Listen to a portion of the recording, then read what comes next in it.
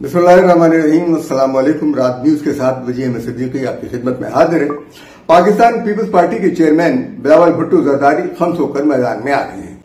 उनका कहना है कि वफाकी आईनी अदालत अब जरूरत बन गई है, इसलिए आईनी तरमीम जरूरी है। जिस तरीके से सुप्रीम कोर्ट के 8 जजों ने पीटीआई के लिए फैसला दिया, ये सवाल उठ रहा है कि वो फरीक जो मुकदमे का हिस्सा नहीं था और जिसने अपने हक का कोई सवाल अदालत के सामने नहीं रखा था, उसके हक में फैसला कैसे हो गया।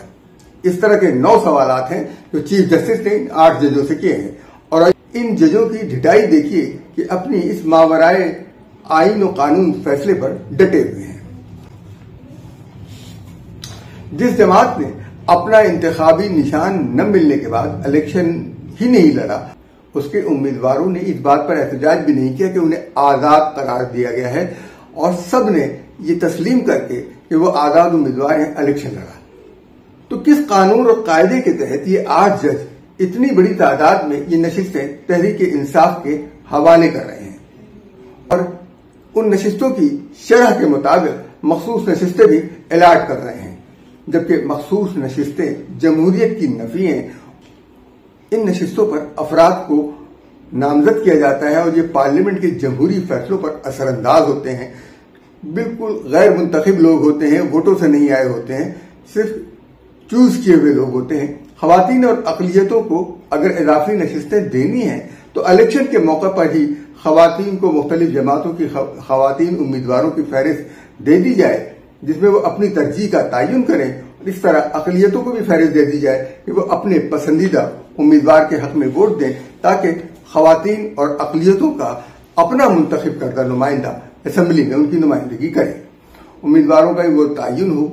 अकलियतों के बारे में पहले यही तरीका इख्तियार किया गया था, जिसे जनरल परवेज मुशर्रफ ने खत्म कर दिया था। वो अपने उम्मीदवारों को वोट देते थे और वो उम्मीदवार असेंबली में जाकर उनके लिए काम करते, उनकी नुमाइंदगी करते, क्योंकि उन्हें अंदाजा था कि अगर आइंदा जो वो अपने हल्के में जाएंगे तो वो उनको वोट नहीं मिलेंगे। लेकिन अब न वो कोई अकलियतों का असली नुमाइंदा है, न खवातीन का कोई हकीकी नुमाइंदा है। ये गैर जमहूरी अफराद हुकूमत या अपोजिशन के गैर जमहूरी फैसलों की तायद करते हैं और कभी कभी वोटों का तवाजुन भी खराब करते हैं।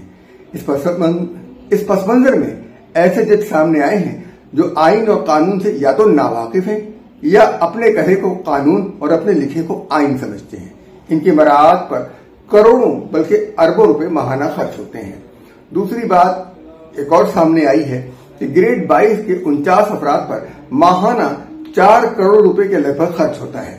हुकूमत ने कम से कम तनख्वाह 37,000 रुपए माहाना मुकर्रर कर रखी है, यानी ये 49 अफराद 1081 अफराद की तनख्वाह वसूल कर रहे हैं।